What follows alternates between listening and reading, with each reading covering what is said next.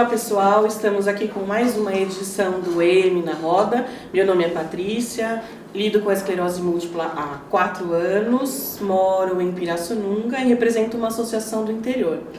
Hoje nós estamos recebendo a doutora Valerie Yasuda, advogada atuante há 14 anos, formada pelo Mackenzie, especialista em Direito e Processo Penal pela Escola Superior do Ministério Público, pós-graduanda em Direito e Processo do Trabalho pela Escola Paulista de Direito e professora de cursos preparatórios em Direito. Essa nossa amiga trabalha aqui na ABEM há 1 ano, auxiliando os nossos pacientes com questões relacionadas ao direito. E para falar em pacientes, o pessoal vai se apresentar. Vamos lá? Meu nome é Daniela, eu tenho 43 anos, há 9 anos já com diagnóstico de esclerose múltipla e eu estou aposentada. Meu nome é Beth Tesini, eu tenho 49 anos, sou advogada e presidente da Associação de Esclerose Múltipla do Grande ABC, a ABCEM, e tenho diagnóstico de esclerose múltipla há 5 anos e meio. Olá, eu sou Francisco, mas pode me chamar de Chico, eu tenho 50 anos, sou portador de esclerose múltipla desde 2003, eu trabalho em área comercial, sou formado na área de Direito e hoje eu também trabalho com a área esportiva, eu faço escalada e trabalho funcional com esportes. Então, o tema da nossa conversa hoje é emprego e esclerose múltipla. Nós trouxemos para a doutora Valerie as dúvidas das pessoas que entram em contato conosco através das redes sociais, do site. São dúvidas gerais de pacientes no país todo. E nós percebemos em conversa anterior que essas dúvidas são muito recorrentes, independente do lugar em que a pessoa mora, independente da área em que ela atua. Então nós vamos fazer umas perguntas para a doutora nesse sentido. Olá, doutora. A minha pergunta é, a pessoa com esclerose múltipla, ela pode se candidatar às vagas destinadas às pessoas com deficiência? Bom, a primeira coisa é que as vagas para pessoas com deficiência física, elas dependem do tamanho da empresa. De acordo com o decreto 3298 de 99, as empresas com mais de 100 trabalhadores, 100 funcionários, elas são obrigadas a destinar cotas que variam de 2% a 5% do número de seus empregados para pessoas portadoras de necessidades especiais. Então, as pessoas com esclerose múltipla, elas poderão se candidatar às vagas desde que elas se encaixem no que a lei determina como deficiência física ou portadora de necessidade especial. Se ela concorrer a esse tipo de vaga, ela vai poder sim preencher essas vagas dentro da empresa. Tá? Mas, em princípio, o fato dela ser portadora de esclerose múltipla não dá automaticamente para ela o direito de concorrer a essas vagas. A lei ela procurou a inclusão independente da doença ou de como a pessoa adquiriu a deficiência. E o principal é qual é a deficiência e a função que ela vai fazer. Se a empresa tiver essas vagas por causa do número de funcionários, um portador de esclerose que tem algum tipo de deficiência pode concorrer a essas vagas. Uma outra pergunta, estamos falando da iniciativa privada. Isso. E as cotas das vagas de concurso público? Boa pergunta. Concurso público é uma outra história. Por quê? O concurso público também define as cotas de acordo com a deficiência de cada pessoa.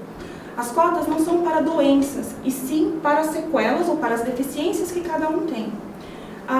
No caso da esclerose, funciona da mesma forma como na iniciativa privada. A pessoa deve provar a deficiência e, se ela tiver, ela pode concorrer. Por que eu digo provar? Em um caso único, que foi julgado em Brasília, um paciente com esclerose, ele queria concorrer à vaga. O juiz entendeu que ele não tem direito, por quê? Porque ele não apresentava incompatibilidade da função com a esclerose, que ele poderia concorrer a uma vaga como uma pessoa normal, que ele não teria direito. Então, não é a esclerose que vai proporcionar o direito ou não a vaga, concorrer a vagas para concursos públicos. O que vai fazer essa diferença é qual é a sequela ou qual é a consequência que a esclerose múltipla trouxe para a pessoa. Se ela trouxe algum tipo de deficiência, ela vai poder concorrer. Se ela não tem, e ela não tem como provar isso, ela não tem meios de utilizar essa vaga. Mais uma pergunta. Como no meu caso, eu não tenho sequelas visíveis, as minhas sequelas são invisíveis. Eu tenho redução de força, eu tenho muita fadiga, eu tenho muita dor neuropática. E aí, como é que seria? Como é que eu faço para provar essas deficiências que não são visíveis a olhos nus?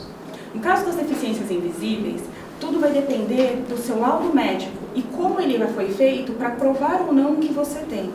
Como eu disse, tudo vai depender da função para a qual você está concorrendo, ao cargo que você está concorrendo e a sua debilidade. Se essa consequência que a EM trouxe, que a esclerose múltipla trouxe, te impede de exercer a função, provavelmente para o concurso público você não estaria apta. Mas no caso, vou citar um exemplo que é muito comum e alguns pacientes já me perguntaram, concurso de policial.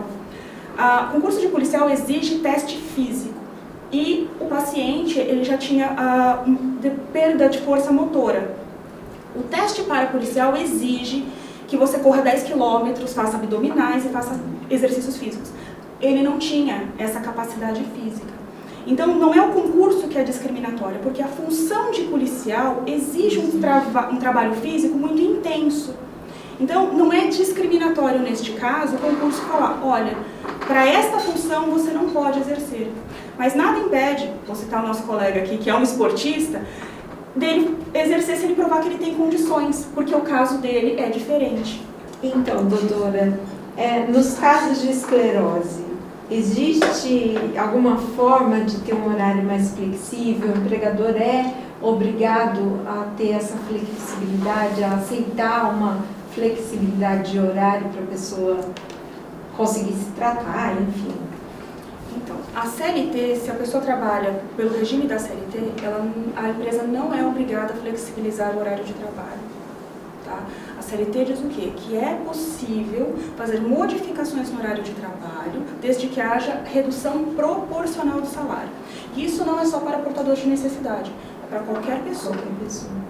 Agora, no caso de portadores de necessidades especiais, caso a pessoa entre pela cota, pela vaga de portador de necessidade especial, a empresa pode flexibilizar o horário, como ela pode adaptar para que a pessoa possa sair mais cedo, para fazer tratamento, isso não é nenhum problema. Mas tudo isso é uma questão de acordo com a empresa. Por quê? Porque isso também interfere na igualdade com os outros trabalhadores. Ou seja, deve haver uma proporcionalidade, uma compensação, ou na carga horária, ou no valor do salário. Nós temos associados aqui que conseguiram, eles trabalham numa empresa privada, eles conseguiram, conversando com o RH, mudaram para a vaga de portadores de necessidades especiais, e eles, nos dias que eles têm tratamento médico ou coisa assim, o chefe permite que ele faça compensação nos horários em que trabalha de casa. Então ele vai cumprir a jornada sem redução, mas porque a jornada dele não diminuiu. Outras pessoas que nós já vimos aqui, elas conseguiram diminuir em 2 horas, 2 dias por semana, com a redução de apenas uma parte do salário, que para a pessoa ela falou, vale a pena. Então, tudo é uma questão de conversa. A flexibilização do horário de trabalho não é obrigatória. Tá? O empregador ele não tem necessariamente de dar essa abertura para o empregado. Mas se a pessoa entrar como portador de necessidade especial, a empresa pode sim flexibilizar e oferecer um salário menor por causa da redução da jornada de trabalho. Entendi. Tá bom? Até uma coisa assim que ilustra um pouco isso. Eu trabalhava no serviço público, né, na prefeitura, e quando a chefia sabia do meu caso, sabia que eu precisava fazer alguns acompanhamentos, tratamentos durante a semana, eu tinha essa flexibilidade. Depois que mudou a chefia, não. Por isso que eu já fui encaminhada para o afastamento e posteriormente fui aposentada. Então, assim, é bem característico mesmo. Não tinha uma regra. Exato. Né? É tudo conversável. Né? Exatamente. Varia muito da empresa, varia muito do chefe. Por quê? Porque se ele quiser, ele pode sim flexibilizar o seu horário de trabalho e não diminuir a sua produtividade. Sim. Né? E, claro, muitas pessoas não concordam com o que é o principal, a proporcionalidade salarial. Sim. Mas a lei diz que se você tem uma jornada reduzida, Porque se você tiver numa vaga de portador de necessidade especial, pense em outro portador de necessidade especial que cumpre a jornada integral. Porque Não é justo, não é né? justo. Então a gente vai justo. estar... Como que você coloca duas pessoas com necessidades especiais, uma trabalha 8 horas, outra trabalha 6, os dois mantêm o mesmo salário? Pela mesma função, pelo mesmo trabalho exercido? Então, na verdade, essa flexibilização, que muita gente pergunta, não é obrigatória. Mas tudo é conversável e, principalmente, dentro de empresas grandes, é possível que a pessoa peça o quê? Para que ocupe a vaga de portador de necessidade especial. Entendi. Por quê? Porque neste caso a pessoa vai poder ter o quê? Um pouquinho mais de argumentos para justificar uma cadeira diferente, um horário um pouquinho diferenciado, home office, que agora é algo que a lei vai permitir. Por que não, né? Se as empresas... Existe muito, né? Existe. Hoje em dia, quantas uma pessoas, tendência. É uma pessoas que tendência. não têm nenhum tipo de necessidade, hoje trabalham de casa, eu pelo menos conheço E na área de principalmente TI, um monte de porque gente você trabalha otimiza enormemente o custo da empresa, você diminui os custos da empresa. Então, quer dizer, é vantajoso tanto para o empregado quanto para o empregador, né? Então, neste caso, a flexibilização, se a gente continuar com teletrabalho, com home office, como é a tendência, a gente vai falar muito menos em flexibilização. Por quê? Porque as pessoas vão poder fazer seu horário. Então, dando sequência, falando em flexibilização, o Chico tem uma outra pergunta para a doutora acerca desse assunto. Doutora, é possível solicitar para trabalhar com uma filial mais próxima? Então, você pode solicitar sim. Como nós conversamos, é tudo uma questão de acerto, de acordo e de conversa com o RH da empresa. É possível pedir solicitar que você trabalhe mais próximo de casa, sem problema nenhum. A CLT não obriga a empresa a te transferir de local de trabalho. Tá? Por quê? Muitas empresas, hoje em dia, elas são especializadas. Então, a empresa de tal lugar ela é especializada em tal coisa, a outra é em outra. Se a sua função não tem outra, como ela vai te transferir? E aí tem todo um problema de reabilitação, de readaptação do funcionário, né? Então, poder pedir? Claro que pode. Eu sempre digo que pedir você pede tudo, porque o não você já tem. Então, você pode conversar, isso não, você pode sim, e a empresa pode sim te transferir. Tá? Mas ela não é obrigada por lei a transferir o funcionário em decorrência nem da esclerose nem de qualquer outra doença.